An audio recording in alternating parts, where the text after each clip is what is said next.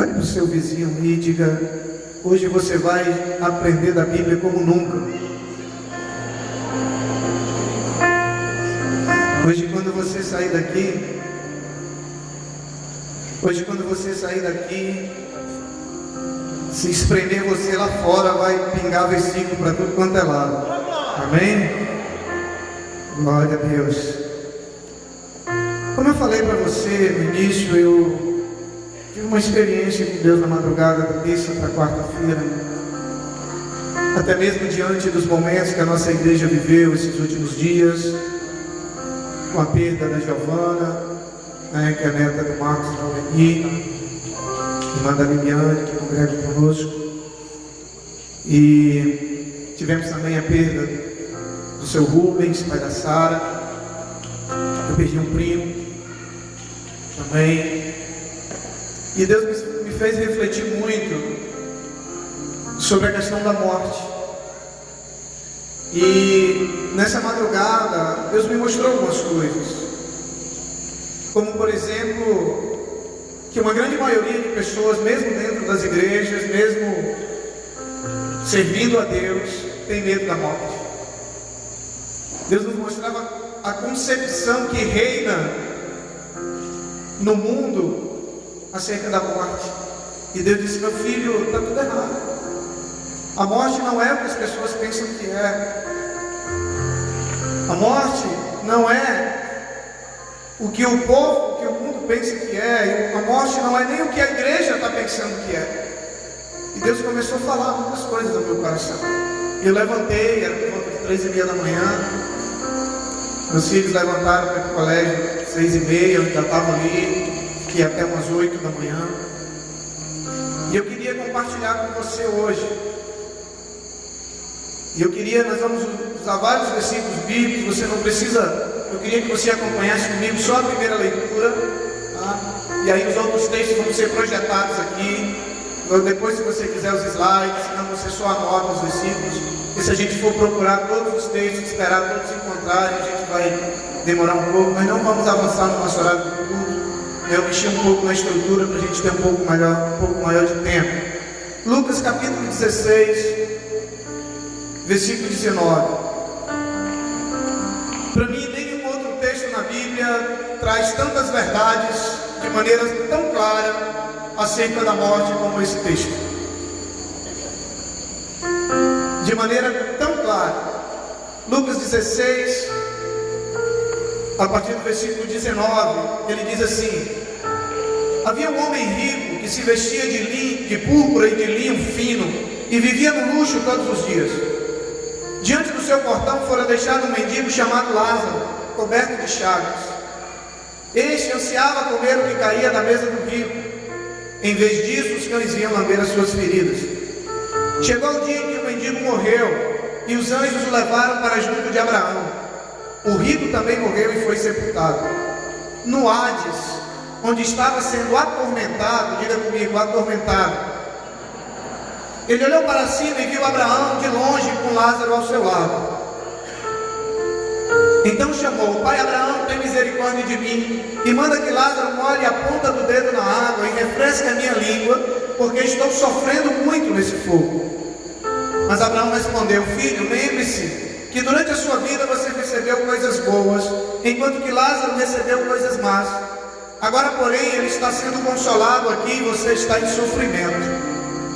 E além disso, entre vocês e nós, há um grande abismo, diga grande abismo, de forma que os que desejam passar do nosso lado para o seu, ou do seu lado para o nosso, não conseguem.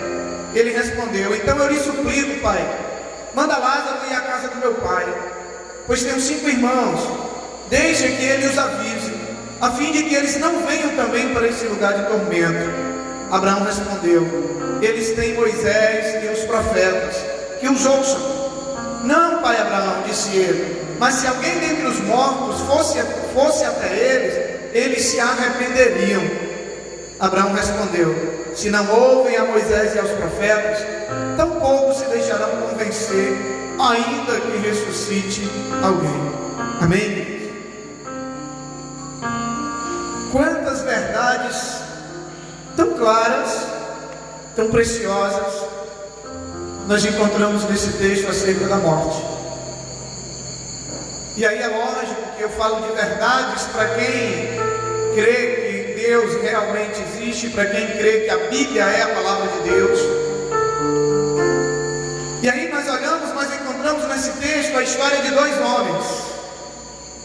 Dois homens como eu e você, dois seres humanos. Dois homens, dois estilos de vida.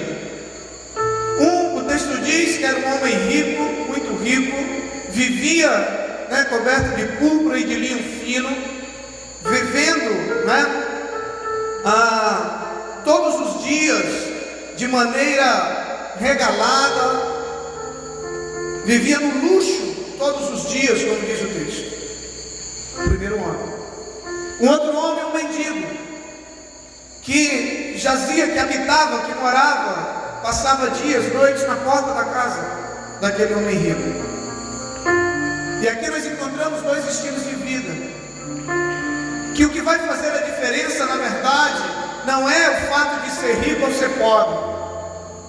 Quando nós vamos para os originais, nós percebemos o contexto e o sentido das palavras, que refletem dois estilos de vida que se definem por um estilo de vida de um homem que não tinha tempo para buscar a Deus, que não tinha tempo para as coisas de Deus, que não tinha tempo para estar em igreja, que não tinha tempo para ler Bíblia, que não tinha tempo para perder uma célula, que não tinha tempo para essas coisas, porque era muito rico e tinha muitos negócios e ele tinha uma vida muito ocupada. E o dinheiro, além de proporcionar muito trabalho, ele proporciona muito lazer, muitas oportunidades de lazer, e aí não sobra tempo para Deus. Esse é o estilo de vida daquele homem. A Bíblia, em momento nenhum, ela condena o dinheiro, ou você ter dinheiro, ou você ter muito dinheiro. A Bíblia diz que o amor ao dinheiro é a raiz de todos os males. Tem problema nenhum ter muito dinheiro. Se você se sente mal tendo muito dinheiro, pode pegar o número da conta da igreja ou da minha, pode colocar. Tem problema nenhum. O dinheiro, ele é um excelente servo, mas ele é um péssimo patrão. Quando nós temos dinheiro, mas nós mandamos no dinheiro, ele não manda em nós, não tem problema nenhum. Quando nós temos recursos e nós usamos aquilo de acordo com a vontade de Deus para a nossa vida, não tem problema nenhum. O grande problema é o que acontece na maioria das vezes. A Bíblia diz que é mais fácil um camelo passar no fundo de uma agulha do que um rico herdar o reino do céu. Ele não diz que é impossível, mas ele mostra um grau de dificuldade muito grande, porque nós sabemos o quanto as coisas materiais nos atraem, e não é só os ricos não, os pobres também. Tem muita gente que não é rico e é apegado às coisas materiais. Por isso eu digo para você, o problema não está na quantidade de bens que eu tenho. A questão está onde esses bens estão posicionados na minha lista de prioridades. E aí a Bíblia diz que tinha um homem que ele tinha um estilo de vida, que ele não tinha tempo para Deus.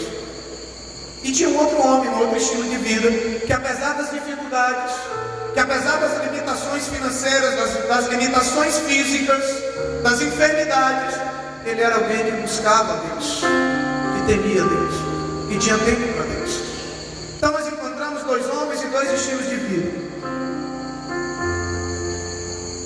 Encontramos uma mesma realidade pela qual aqueles dois homens enfrentam, que é a morte. A Bíblia diz que os dois homens morreram. E aí, querido, se tem algo que é comum a todo ser humano, é a morte.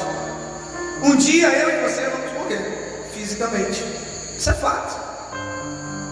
E é interessante que a gente se prepara para o mercado de trabalho, a gente se prepara para casar, a gente se prepara até mesmo para criar filhos, a gente se prepara para tantas coisas na vida, mas a gente não se prepara para morrer, mesmo sabendo que é uma realidade e que pode acontecer a qualquer momento. E a Bíblia nos diz que nós devemos estar preparados para qualquer momento, que não há uma garantia de que vai ter tempo de nos prepararmos. Então aquela mesma realidade para aqueles dois homens que tinham dois estilos de vida, chega o dia da morte. E a Bíblia diz que aqueles dois homens, diante de uma mesma realidade, surgem dois destinos: vida eterna e morte eterna. A Bíblia diz que aquele primeiro homem que não tinha tempo para Deus, a Bíblia diz que ele morre e ele é levado para o Hades. Hades é a mesma tradução para inferno, é a mesma tradução para lugar dos mortos, é a mesma tradução para Sheol, é um lugar de sofrimento e de tormento, como diz o texto. O texto se refere a um lugar de tormento, um lugar de sofrimento, um lugar de fogo e um lugar de enxofre. E aquele homem morre e ele vai para o Hades, ele vai para o inferno. E o outro homem morre, tem um outro destino. A Bíblia diz que ele está ao lado de Abraão, ele está no seio de Abraão, que é uma outra tradução para céu, que é uma outra tradução para lugar de vida eterna. Dois homens, dois estilos de vida, uma mesma realidade, dois destinos: vida eterna, morte eterna. E aí o texto diz que quando se estabelece aquela situação, aquele homem que está lá no lugar de tormento, ele olha e vê Lázaro com Deus no céu, e ele diz: Deus, Pai Abraão, permita que Lázaro molhe o dedo na água e toque na minha língua para me refrescar, porque eu estou atormentado em chamas. Essa é uma das realidades da vida após a morte. Só existem dois caminhos que nós seguiremos após essa vida: ou o lugar que esse homem herdou, ou o lugar que Lázaro herdou. Só existem esses dois caminhos. E aí a Bíblia diz que o lugar que ele estava, o sofrimento era tão grande, que o simples fato de Lázaro molhar o dedo na água, o simples fato de Lázaro molhar o dedo na água e tocar na sua língua já o refrescaria. E aí, o que Deus responde para ele? Deus diz assim: olha, meu querido, há um grande abismo entre nós e vós, de sorte que mesmo se a gente quisesse passar para aí, não poderia. E se alguém daí quisesse passar para cá, não poderia. Nem que Lázaro quisesse, nem que eu quisesse, não tem como. E isso nos traz uma revelação extremamente importante para nós. A nossa situação após a morte, ela é definitiva. Não tem como mudar. A Bíblia diz que após a sepultura não há obras. Se você, existe uma teologia, chamada teologia do purgatório, que seria um lugar onde você morre, independente da vida que você esteja levando. Você pode morrer afundado no pecado, você vai para o purgatório, passa ali um período, purga os pecados. O que é purgar? Limpar. Hoje, quando você vai na farmácia, você pede um purgante. Para que você toma um purgante? Para limpar o seu intestino, né? Então, purgatório vem disso, de purgar, de limpar. Então você vai lá, passa uns dias, purga, limpa os pecados e vai para o céu. Eu quero dizer para você que isso é uma das maiores mentiras que o diabo já criou, e tem levado milhões de pessoas para o inferno. Se você ler a Bíblia, de Gênesis a Apocalipse, você não vai encontrar em lugar nenhum a palavra purgatório, e nenhuma palavra com um conceito similar, e nenhum contexto com uma teologia similar. A palavra purgatório, se você for ao dicionário, ela vai estar lá como lugar de purgas. Lugar de purgas. Então, as únicas duas realidades espirituais que existem após a vida aqui na terra são vida eterna ao lado do Pai, ou morte eterna, um lugar de sofrimento. Amém? Então Deus deixa muito claro. Deus disse para ele: olha, agora não tem mais jeito, não tem como você vir para cá, deixa eu te ajudar aí. E aí, o que ele se preocupa? Ele diz: como para mim não tem mais jeito, aquele homem que já estava condenado à morte eterna, ao sofrimento eterno, ele diz: Pai, então permita que Lázaro volte na minha casa, porque eu tenho 5 irmãos, e que Lázaro avisem para eles, para que eles não venham para esse mesmo lugar de tormento que eu estou.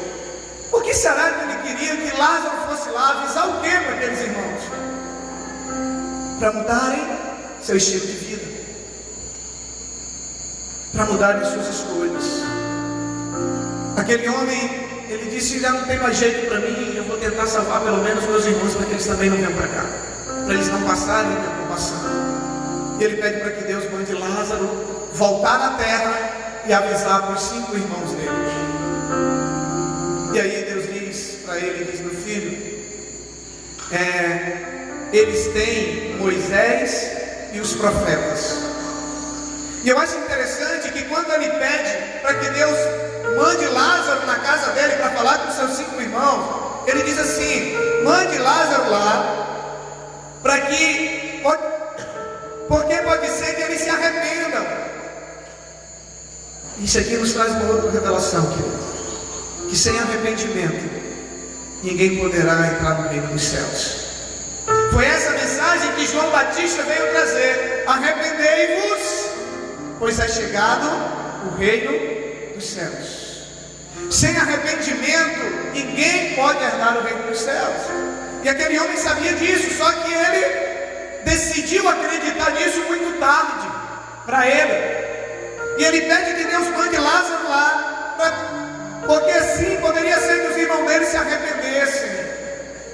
Se nós não nos arrependermos dos nossos pecados, se nós não nos arrependermos do nosso estilo de vida. E aí o que é arrependimento?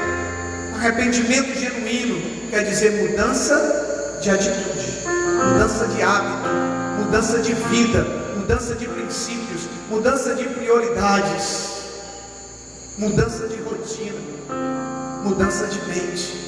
Isso é arrependimento. Arrependimento não é simplesmente um remorso. O arrependimento, ele provoca uma mudança de atitude. Ninguém se arrepende verdadeiramente já pensando em fazer de novo. E aí ele pede que Deus mande Lázaro lá, para que os irmãos dele se arrependessem, mudassem o estilo de vida, tivessem mais tempo para Deus, tivessem mais tempo para a palavra, tivessem mais tempo para tantas coisas que talvez eles já tivessem sido convidados, desafiados, mas nunca tinham tempo. E olha o que Deus diz para eles. Deus diz: olha, os seus 5 irmãos, eles têm Moisés e os profetas, que os ouçam. O que Deus está querendo dizer com isso? Deus diz assim: olha, tem gente lá pregando para os teus irmãos, tem Moisés e os profetas lá na terra que estão falando acerca do que deve ser feito para não ir para o lugar que você foi. Aquele homem mesmo, ele tantas vezes ouviu aquela mensagem, porque Moisés e os profetas já estavam pregando na época daquele homem. Eles não vêm depois da morte do homem. E Deus diz: tem Moisés e tem os profetas que estão lá falando de mim, falando do caminho, o que tem que ser feito, o que não tem que ser feito, para poder vir para onde eu estou e não ir para onde você está. Eles só têm que dar ouvidos. E aí, queridos, a gente olha para os nossos dias hoje. Eu acho que nunca a palavra, o Evangelho de Cristo foi tão anunciado, foi tão divulgado, foi tão pregado como nos dias de hoje. Você liga a televisão, é canais pregando o Evangelho. Você passa nessa rua aqui da Valdomiro Lopes, acho que deve ter uma igreja por cada 30 metros quadrados. Igrejas por todos os lados, igrejas que são mais pentecostais, menos pentecostais, igrejas mais tradicionais, igrejas de todos os jeitos. Por quê? Para que cada ser humano possa se encontrar em uma delas. Uma vez alguém criticando: as igrejas são tudo diferente, Deus é o mesmo, por que não é tudo igual? Porque o ser humano não é igual. O ser humano não é igual. Tem gente que vem na nossa igreja e acha muito barulhento, tem igreja mais calma. Tem gente que vem e acha muito calmo, tem igreja mais barulhenta. Tem igreja do seu gosto. O problema é que quando nós não queremos nada com Deus, nós nos recusamos a simplesmente ficar criticando e apontando erros e defeitos. Deixa eu dizer uma coisa para você.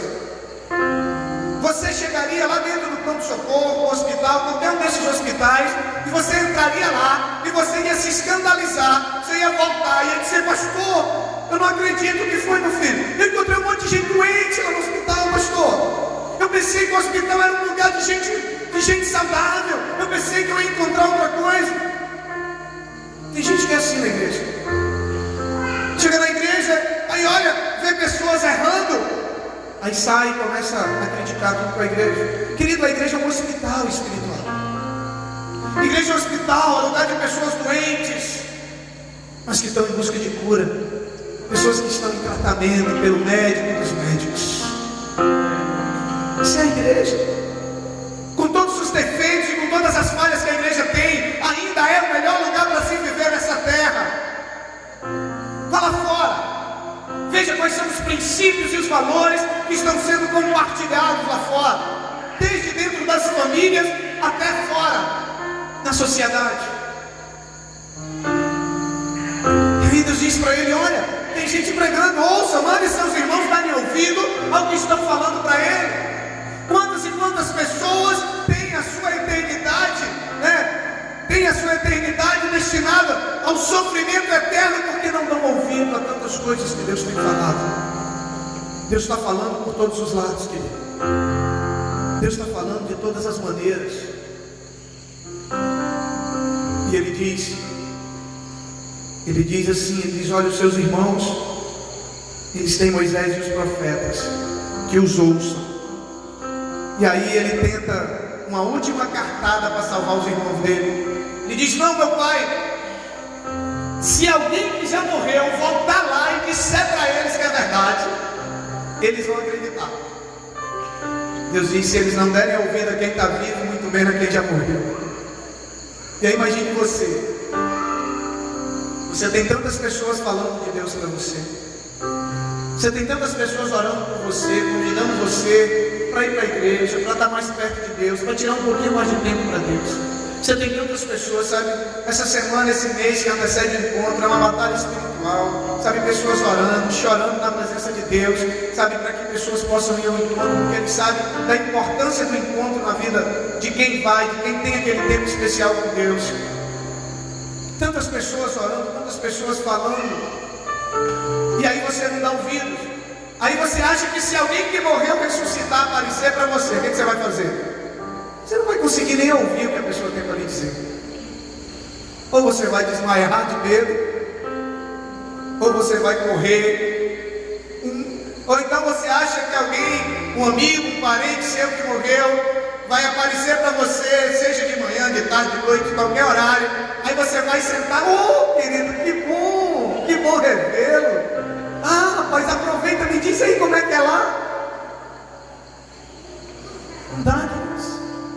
Deus diz: se eles não derem ouvidos a quem está pregando para eles, muito menos darão se alguém que morreu ressuscitar e aparecer para eles. E aí, eu quero entrar nesse momento agora em alguns conceitos. Eu queria que você prestasse muita atenção. Eu queria que alguém nos ajudasse com as crianças, porque nessa hora é danado para a gente tentar dispersar.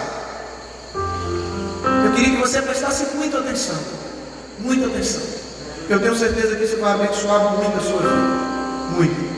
Então, eu queria agora tratar com você sobre alguns conceitos sobre a morte.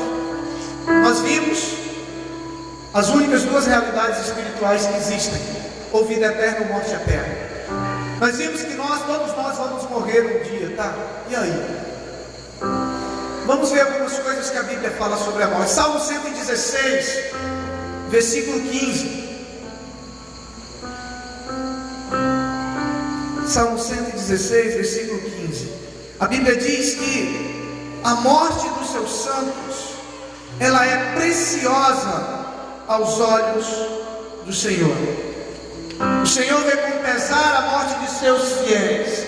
Em outra tradução, ele diz que o Senhor vê que a morte dos seus fiéis, a morte dos seus santos, é preciosa aos olhos do Senhor. Você já pensou por que Deus vai olhar e vai ver como algo bom, como algo precioso, a morte de alguém? Vamos caminhar. O que é a morte? A palavra morte, ela significa separação. Separação. Você lembra quando você teve aquele problema com aquela pessoa, e aí você se magoou muito, você se entristeceu muito? Aí quando falam daquela pessoa para você, você diz assim: não, fulano morreu para mim. O que você está querendo dizer? Que você não quer contato. separação. A palavra morte quer dizer separação. E aí, a gente entender um pouco sobre o conceito da morte, Efésios 2:5, a Bíblia fala que quando nós decidimos servir a Deus, quando nós decidimos andar com Deus, a Bíblia diz que nós morremos para os nossos pecados. A Bíblia diz que Deus nos deu-nos vida juntamente com Cristo quando ainda estávamos mortos em nossas transgressões, ou mortos em nossos pecados.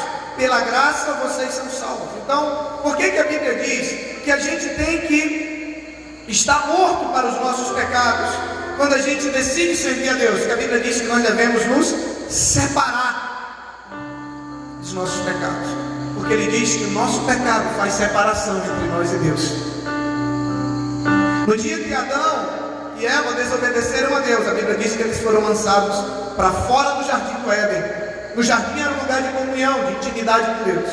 E aí, quando eles são lançados para fora do jardim do Éden, a Bíblia diz que Deus coloca anjos, querubins, guerreiros, guardas na porta do jardim para não deixar eles entrarem, porque os nossos pecados fazem separação entre nós e Deus. Quando a Bíblia diz em Atos 17:11, ele fala que nós nos tornamos uma nova criatura, né? Diz que nós devemos morrer para nós mesmos. O que é morrer para nós mesmos? A Bíblia está querendo dizer, Deus está querendo dizer que para poder seguir a Deus, para poder andar com Deus, para poder herdar a vida eterna, nós devemos morrer para as nossas vontades. Nós devemos morrer para o nosso eu. Nós devemos morrer para os nossos desejos. E devemos passar a viver para a vontade de Deus. Devemos passar a viver a vida de Deus. E aí a palavra morte, mais uma vez, com significado de separação. Quando nós decidimos seguir a Cristo, nós nos separamos de nós mesmos. Nós morremos para as nossas vontades. E aí Paulo, em determinado momento da sua caminhada, ele diz: não sou mais eu quem vivo, mas Cristo vive em mim. E a vida que agora eu vivo pela fé no Filho de Deus. Quando nós olhamos para Colossenses 3:5, a Bíblia diz que nós também devemos morrer para o mundo. Aquele que está em Cristo já morreu para o mundo. O que é morrer para o mundo? É se separar do mundo. Ah, pastor, mas separar do mundo como? Construir uma mesquita lá no meio do deserto e a gente morar lá, o povo todo? Não. A palavra mundo, ela tem vários significados na Bíblia. Tem a palavra mundo como significado da criação do cosmos. Tem a palavra mundo, né, como significado desse sistema de princípios e valores que rege o nosso mundo. E é desse mundo que Deus está falando. Ele diz que nós devemos morrer para o mundo. Ou seja, nós devemos morrer para os princípios e para os valores desse mundo. Por exemplo, os princípios e os valores desse mundo para a família, que tem sido tão atacado, os valores e os princípios de Deus para a família. Os princípios e os valores desse mundo para os negócios. Os princípios e os valores desse mundo para tantas coisas. A Bíblia diz que nós devemos morrer para o mundo. Nós ainda estamos no mundo físico, mas já morremos para o mundo, para esse conceito. Nós não compartilhamos, ou pelo menos não deveríamos compartilhar desse conjunto de princípios e valores de corrupção. E a gente vê, infelizmente, muitas vezes na televisão, pessoas se dizendo discípulos de Cristo envolvidos em escândalos de corrupção. Mas não é assim. Não é esse o caminho que Deus tem. E aí, o que é a morte? A morte é um dia de alegria para Deus. Quando Ele diz que Ele vê como preciosa a morte dos seus fiéis. Vamos ver o que diz Eclesiastes capítulo 7, versículo 1. Eclesiastes capítulo 7, versículo 1. Um bom nome é melhor do que um perfume finíssimo, e o dia da morte é melhor do que o dia do nascimento. Olha o que Deus diz. O dia da morte é um dia de alegria para Deus. O dia da morte, e aí eu quero lembrar você, nós estamos falando a Bíblia diz que é preciosa aos olhos dele a morte dos seus santos, a morte dos fiéis, a morte daqueles que morrem em Cristo, a morte daqueles que quando morrem estão vivendo uma vida de intimidade, uma vida de obediência, uma vida de comunhão com Deus. É isso que nós estamos falando. E ele diz que o dia da morte para esses é mais feliz do que o dia do nascimento. Por que será? Porque quando nós nascemos para viver nesse mundo cheio de violência, cheio de corrupção, cheio de maldade, cheio de sofrimento, cheio de tudo isso que eu e você enfrentamos no dia a dia. E quando nós morremos com Cristo, a Bíblia diz que a vida que nós temos, que Ele tem preparada para nós, no dia da nossa morte, é o dia que nós passamos dessa vida de angústia, de sofrimento, de dor, de tristeza, para uma vida eterna lá com o Pai, onde Ele diz que não haverá mais choro, não haverá mais lágrima, não haverá mais pranto, não haverá mais dor e não haverá mais morte. Por que, pastor, que não haverá mais morte? Porque a palavra morte é separação, e a Bíblia diz que quando nós morrermos e estivermos com Deus, vai ser eternamente. Nunca mais nós vamos nos separar de Deus, não vai haver mais morte, e todos aqueles que morreram em Cristo, um dia nós vamos reinar juntos com Ele. Por isso que é um dia de alegria. Você está saindo de um mundo perdido pela corrupção, pela imoralidade, pela violência, por tanta coisa ruim. Você está indo para uma vida onde não há mais choro, mais pranto, mais lágrima. E aí é por isso que ele diz que o dia da morte é o dia mais feliz do que o dia do nascimento. Se é o dia mais feliz de quem morreu, também será o dia mais feliz para quem ama a pessoa que morreu. Sim ou não? Se você ama uma pessoa e você sabe que ela sai de uma situação que ela vivia para uma situação melhor, você vai ficar triste ou você vai ficar alegre? Você tem um filho, e aí o seu filho vai embora para o Japão para estudar, vai passar 10, 20 anos no Japão. Você vai ficar feliz pela partida do seu filho para estudar, para buscar novos ares? Vai. Se você o ama, você vai. Você vai ficar com saudade? Vai. Mas o que ele mantém feliz? A esperança de um dia reencontrá-lo. E a morte, querido, aos olhos de Deus. Aqueles que morrem em Cristo nada mais é do que uma viagem. E a Bíblia diz que um dia nós vamos nos reencontrar novamente na glória do Pai. Se eu amo a pessoa e eu sei que ela está melhor do que ela estivesse, o problema é que nós somos egoístas. Nós somos egoístas. Durante muito tempo, sabe o que eu orava para Deus? Senhor, a única coisa que eu te peço é que o Senhor não me deixe sentir a dor de perder um filho. Eu dizia: Deus, eu prefiro morrer do que o meu filho morrer. E Deus me disse duas coisas. Deus disse: primeiro, você não quer sentir a dor que eu senti com você, né? Segundo, Ele disse: você não está pensando no seu filho, você está pensando em você. Você não quer que o seu filho morra, não é por causa dele, é por causa de você. Você prefere ver o seu filho sofrendo com a sua morte do que você sofrer com a morte dele. Você quer transferir sua dor para o seu filho. Eu disse: é verdade, Deus, eu estava pensando em mim. E aí, muitas vezes nós somos egoístas. Nós não pensamos na pessoa que partiu, nós pensamos em nós. Nós não queríamos que ela tivesse morrido, não é por ela, é por nós. A gente não queria estar sofrendo, a gente não queria estar sentindo saudade. E aí, quando nós olhamos e entendemos o que a morte é aos olhos de Deus. O que é a morte? A morte é um dia preparado por Deus, queridos. Você sabia disso? Vamos ler 1 Coríntios 15.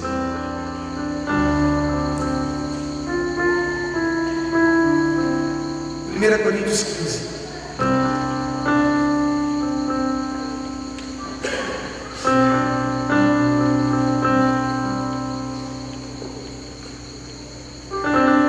Quando nós olhamos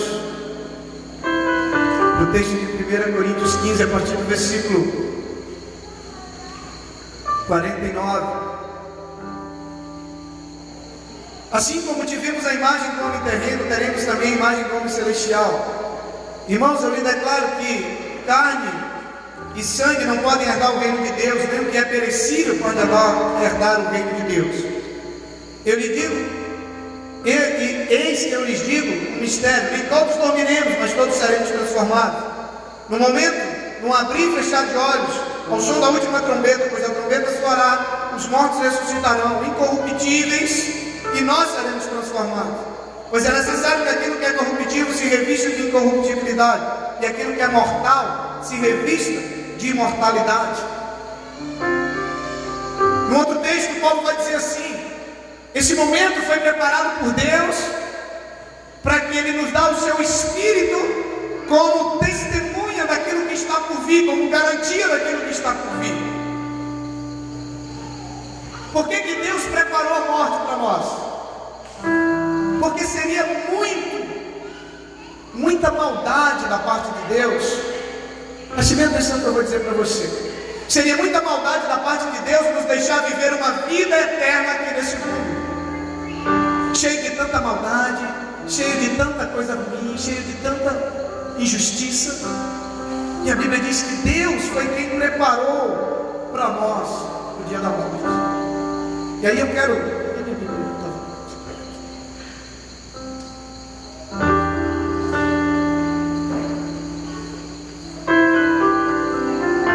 ler também esse outro texto de Coríntios que eu me referi, para que você possa ter noção. Ele também é um texto tão claro.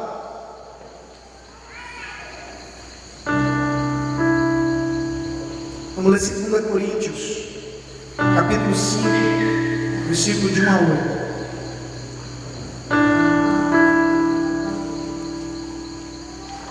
2 Coríntios 5, de 1 a 8. Sabemos que se for destruída a temporária habitação terrena em que vivemos, temos da parte de Deus um edifício, uma casa eterna nos céus, não construída por mãos humanas. Enquanto isso gememos, desejando ser revestidos da nossa habitação celestial, porque estando vestidos não seremos encontrados nus. Pois enquanto estamos nesta casa, gememos e nos angustiamos, porque não queremos ser despidos, mas revestidos da nossa habitação celestial, para que aquilo que é mortal seja absorvido pela vida. Foi Deus quem nos preparou para esse propósito, e Ele nos dá o Espírito como garantia do que está por vir. Portanto, temos sempre confiança e sabemos que enquanto estamos no corpo, estamos longe do Senhor, porque vivemos por fé e não pelo que vemos. Temos, pois, confiança e preferimos estar ausentes do corpo e habitar com o Senhor. Olha que coisa tremenda. Deus preparou a morte para que a morte fosse um dia para a gente se aproximar mais dele. Deus preparou a morte para que um dia a gente abandonasse esse mundo de maldade, de injustiça, de violência, para estar com Ele. E aí, quando nós olhamos para a morte como uma separação, essa separação, e nós olhamos para esse texto que ele diz que Deus construiu uma casa, temos uma habitação celestial, não construída por mãos humanas. Tudo isso reservado para aqueles, para os seus fiéis. E aí, quando nós olhamos para o conceito de morte como uma separação, e quando Deus nos traz essas revelações do que Ele tem preparado para nós percebemos que é uma separação que pode ser eterna, mas ela também pode ser momentânea. Ela pode ser eterna, pode ser momentânea. Um dia nós poderemos estar todos juntos novamente, reinando com o Pai. O que é a morte? A morte é um dia de descanso. Vamos ver o que diz Mateus 25. Mateus capítulo 25, versículo 34. Preste bem atenção.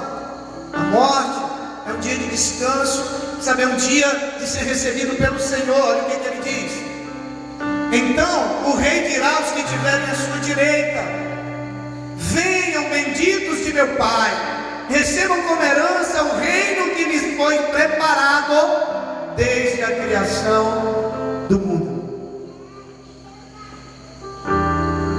Nós vamos ouvir do Senhor essa frase: vinde benditos de meu Pai. Vinde, venham receber, venham desfrutar do reino que lhes foi preparado desde a criação do mundo. Só a morte nos proporciona esse reino. O que é a morte? A morte é o caminho para a vida eterna. A morte é o caminho para a vida eterna. Uma vez um amigo meu falando, até em tom de brincadeira, mas ele disse que todo mundo quer ir para o céu, ninguém quer morrer.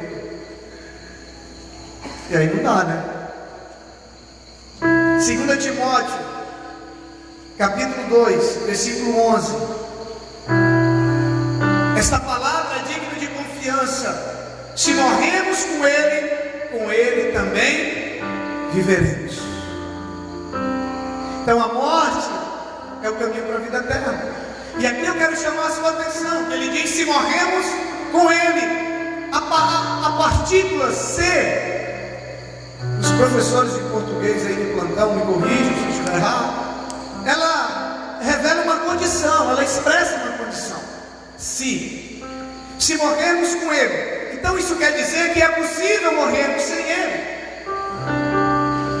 Existe uma outra condição, e ele diz: se morrermos com Ele também viveremos. João 5, 24. Ele diz assim: eu lhes asseguro, quem ouve a minha palavra e crê naquele que me enviou, tem a vida eterna, e não será condenado, mas já passou da morte para a vida. Não, a morte não é o fim. A morte é o caminho para a vida eterna. E aí, já caminhando para finalizar, durante essa vida nós temos aquele que decide seguir a Deus, aquele que decide andar com Deus. Nós temos que vencer muitos inimigos durante a nossa caminhada. Temos que vencer muitas tentações, temos que vencer o diabo, que é o inimigo das nossas almas, a todo momento, através das tentações, das propostas. Temos que vencer as tribulações. E olha o que a Bíblia diz acerca da morte, 1 Coríntios 15, 26. 1 Coríntios 15, 26. O último inimigo a ser destruído é a morte. O último inimigo a ser destruído é a morte. E outra tradução: o último inimigo a ser vencido é a morte. Porque a Bíblia diz que quando Cristo morreu, quando Ele foi sepultado, quando Ele ressuscitou, a Bíblia diz que Ele tem nas suas mãos a chave de quê? As chaves da morte e do inferno. E aqueles que estão com Ele, ou seja, Cristo venceu a morte. Cristo não ficou morto, Ele ressuscitou. E o texto anterior diz que se nós morremos com Ele, nós também ressuscitaremos com Ele. A morte é o último inimigo a ser vencido na vida de um cristão. É o dia que ele vence o seu último inimigo para estar com Deus. Durante a nossa caminhada, quantos inimigos se levantam tentando nos destruir, tentando nos tirar do caminho, tentando nos afastar do alvo final. E a Bíblia diz que a morte é o último inimigo a ser vencido. É o dia da maior vitória do cristão. É o dia da sua morte. É por isso que a Bíblia diz que é o dia mais feliz da sua vida. Você percebe, querido? Você percebe? João 11, 25. Estamos quase concluindo. Se afogue não. Eu nunca mais receber da morte. Em nome de Jesus. João 11, 25. Disse-lhe Jesus: eu sou a ressurreição e a vida. Aquele que crê em mim, ainda que morra, vai continuar morto. É isso? Aquele que crê em mim, ainda que morra, viverá. A morte é o caminho para a vida eterna. O que nós concluímos em tudo isso? Primeiro, não há motivo para temer a morte.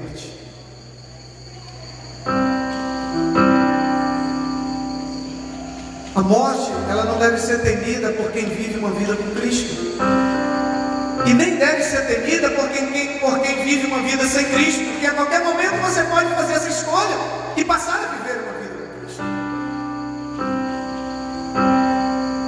Tem gente que vive brincando de roleta russa. Quem sabe o que é roleta russa? Levanta a mão.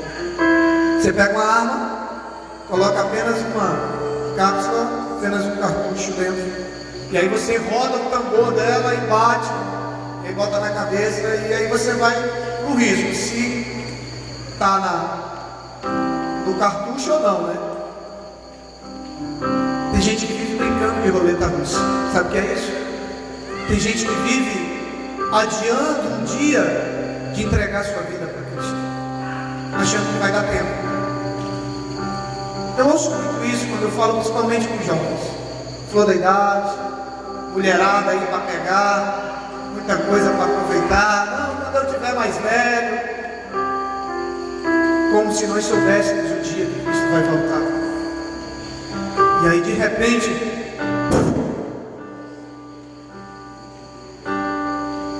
é assim mesmo que a Bíblia diz que vai ser. Na nossa vida, a Bíblia diz que é como uma vela, um sopro, e ela já foi. E aí não há mais tempo. Aí é uma eternidade de sofrimento. Aí é a morte eterna, porque é uma separação definitiva para sempre de Deus. A morte nunca será o fim, querido. Todos nós vamos aprendendo o conceito de que a morte é o fim, de que a morte é uma tragédia, de que a morte, meu Deus, por que se usa preto? Porque vem a morte como trevas. Independente de quem morreu, independente da vida que levava, todo mundo vê a morte, todo mundo, entre aspas, lógico, vê a morte como um momento de trevas, uma tragédia, o fim, um momento de tristeza. Mas não é assim que Deus vê. Deus vê a morte como um dia de alegria. Deus preparou a morte para ser um dia de vitória, um dia de alegria, um dia de celebração, um dia em que aquele que morre em Cristo vai herdar o lugar que Ele preparou, que por mais que a sua vida seja uma maravilha aqui na terra, não se compara ao que Ele tem preparado para nós. E a decisão não é de Deus, a decisão é nossa. A Bíblia diz que Deus amou a todos. A Bíblia diz que Cristo morreu por todos, e as nossas escolhas feitas em vida definirão o nosso destino eterno. Quando nós olhamos para a vida daqueles dois homens, a situação deles após a morte foi apenas uma sequência da vida que eles viviam aqui. O que vivia distante de Deus continuou distante, e o que vivia com Deus, próximo a Deus, continuou próximo, mais próximo ainda.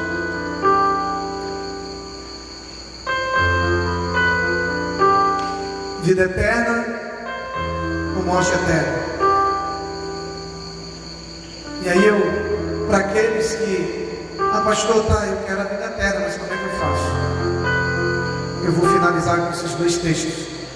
1 João 5, primeira carta de João, primeira epístola de João, perdão, capítulo 5, versículos 11 e 12. Deus diz assim: e o testemunho é esse: Deus nos deu a vida eterna, e essa vida está em seu Filho. Quem tem o Filho tem a vida. Quem não tem o Filho de Deus não tem a vida. 2 Coríntios 5,15.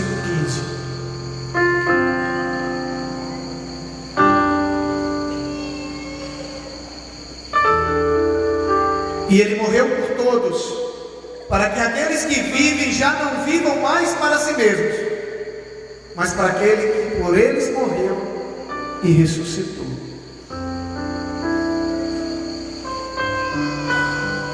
Primeiro texto que nós lemos nesses dois últimos: Deus nos deu a vida eterna, e essa vida está em seu Filho. Quem tem o Filho tem a vida. Quem não tem o Filho não tem a vida. E aí a grande questão é: quem que é ter o Filho de Deus? Será que é eu ter ele na minha camisa? Será que é eu tê-lo num adesivo no meu carro? Será que é eu tê-lo na Bíblia, aberta na minha estante de janeiro a dezembro, no mesmo Salmo 91? Será se é eu tê-lo da boca para fora? No momento Jesus disse assim, olha o que Jesus disse: por que vocês me chamam Senhor, Senhor, e não fazem o que eu vos mando? Será que ter Jesus significa simplesmente pronunciar que crê nele? No outro momento Jesus olhou para o povo e disse: esse povo me honra com os lábios, mas o coração dele está distante de mim. No outro momento Jesus chega para alguns e diz assim, naquele grande dia, e aí ele está se referindo ao dia do julgamento, ele diz: muitos vão chegar e vão dizer assim, Senhor, em teu nome eu expulsei demônios, em teu nome eu profetizei, em teu nome eu operei milagres. Jesus vai olhar e vai dizer: apartai-vos de mim, vós que praticais a iniquidade, porque eu nunca vos conheci. O que é ter Jesus? Porque o texto diz que aquele que tem o Filho tem a vida. O que não tem o Filho não tem a vida. Se você não tem o Filho, você não tem a vida. Se você não tem a vida, você tem a morte eterna. O que é ter Jesus na sua vida? E o último versículo ele nos diz o que é ter Jesus. É ter a vida dele em nós. Ele diz: eu morri a sua morte para você viver a minha vida. Quem era para estar na cruz era eu e você, por conta do nosso pecado. Ele disse: eu vou morrer no seu lugar para você viver a vida que eu tenho para você, e nós vamos nos encontrar na eternidade. Fechado? E aí muitos disseram fechado. Essa proposta ela está de pé até hoje. Essa proposta Jesus tem feito até hoje, todos os dias, todos os instantes, todos os lugares, dizendo: filho, vamos trocar de vida. Vive a vida, vive a minha vida que eu tenho para ti, que eu morro a tua morte e o teu lugar está garantido na vida eterna. A única coisa que nos torna herdeiros da vida eterna é quando chegar na glória. Se perguntarem para você: por que você tem que deixar você entrar aqui? Você é um pecador, você pecou. Se eu pequei, mas Jesus morreu no meu lugar pelo meu pecado, e eu vivi a vida dele enquanto eu estava lá. A escolha é minha e sua. A morte, ela nunca vai ser o fim. Ou ela vai ser o início de um sofrimento eterno, ou ela vai ser o início de uma vida eterna ao lado do Pai. E Deus, por nos amar tanto, Ele nos deixa escolher. Ele não nos obriga. Ele não nos obriga. Ele nos deixa escolher.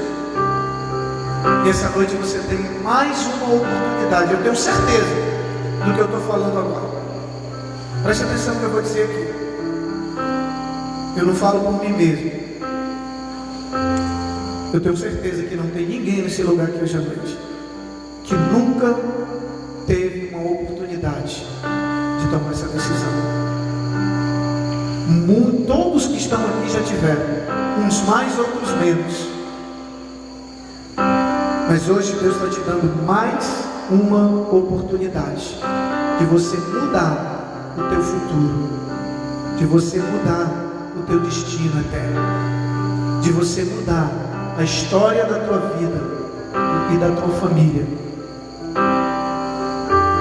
Deus, Ele nos dá a oportunidade. Ele não nos obriga, Ele não nos pressiona, Ele simplesmente faz um convite. Jesus, Ele diz: vinde a mim, todos os que estáis cansados e sobrecarregados, que eu vos aliviarei. Tome a sua cruz, tome o seu jugo, tome a sua cruz e siga. Ele faz um convite, porque Ele tem a vida eterna ao lado do Pai para nós. Eu queria que mesmo sentado você fechasse os seus olhos.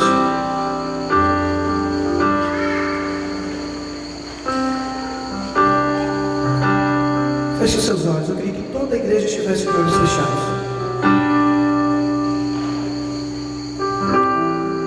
A Bíblia diz que o dia da nossa morte, ele chega como o relâmpago sai do ocidente, do oriente e se mostra no ocidente. Assim também será a volta de Cristo. A primeira pergunta que eu quero fazer para você hoje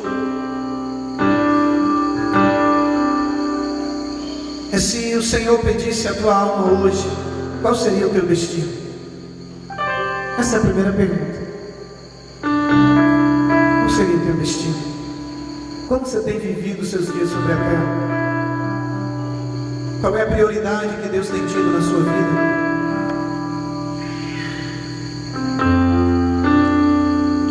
Aonde as tuas escolhas o levariam hoje?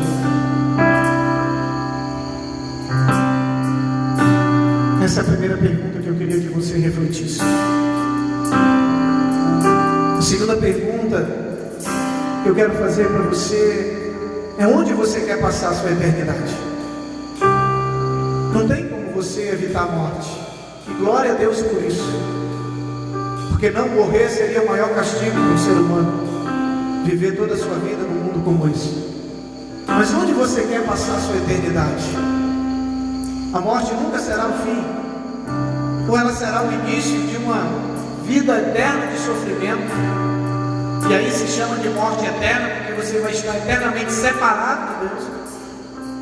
Ou será o início de uma vida eterna ao lado do Pai e daqueles que também morreram em Cristo. Onde você quer passar a sua eternidade?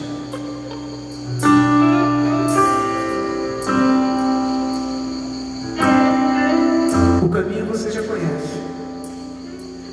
Jesus disse: eu sou o caminho, eu sou a verdade e eu sou a vida.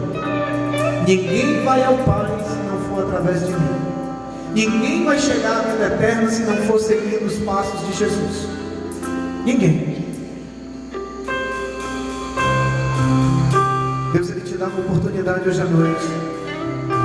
E como eu falei para você, Ele não pressiona, Ele não obriga, porque Ele lhe ama e Ele lhe dá liberdade de escolha. E eu quero fazer o convite que Deus fala no meu coração para você agora. Você que já entregou sua vida para Jesus, você que já tem caminhado com Cristo, todas essas verdades que você ouviu serviram para fortalecer, para saber que você está no caminho correto, para saber o que tem preparado para você, para saber que o dia da sua morte vai ser o dia da sua maior vitória. Mas tem pessoas nesse lugar que precisam mudar o curso da sua vida. Tem pessoas nesse lugar que precisam entregar o controle das suas vidas para Jesus e mudar o seu destino final. Eu queria que toda a igreja estivesse orando. E eu quero perguntar para você que nessa noite, diante da realidade, diante de tudo que você ouviu, diante de tudo que Deus falou no teu coração, você quer dizer assim: Pai, eu quero entregar minha vida para Cristo, porque hoje eu descobri que quem tem um filho tem a vida, e quem não tem um filho não tem a vida. E eu não quero mais viver um dia sequer da minha vida correndo o risco de morrer eternamente, de sofrer eternamente. Eu quero viver a vida de Cristo. Eu aceito o sacrifício dele na cruz por mim, e eu quero viver a vida dele. Eu quero seguir os passos dele, eu quero aprender dele, eu quero andar com ele. Se esse é o desejo do seu coração, eu queria que você levantasse a sua mão onde você estiver, mesmo sentado. Eu quero orar com você. Deus te dá mais uma oportunidade. Ah, pastor, não vai ter outra? Pode ser que sim, pode ser que não. Nós não sabemos o dia e nem a hora que o Senhor volta ou que Ele nos chamará. E hoje Ele te faz esse convite. E você entendeu que sem Cristo não dá para ter a vida eterna. Uma vez perguntaram para um pastor: pastor, eu estando servindo a Cristo, eu posso adulterar? O pastor disse: pode, meu filho. Pastor, posso me corromper? Pode, meu filho. Pastor, posso fazer mal às pessoas? Pode. Mas pastor, o que eu não posso? Você não pode herdar a vida eterna. Bem nenhum que você possa conquistar em vida é mais valioso ou mais precioso do que a vida eterna. E Deus, Ele te oferece hoje à noite, através do seu Filho Jesus Cristo. Ele diz: quem tem o Filho tem a vida, quem não tem o Filho não tem a vida.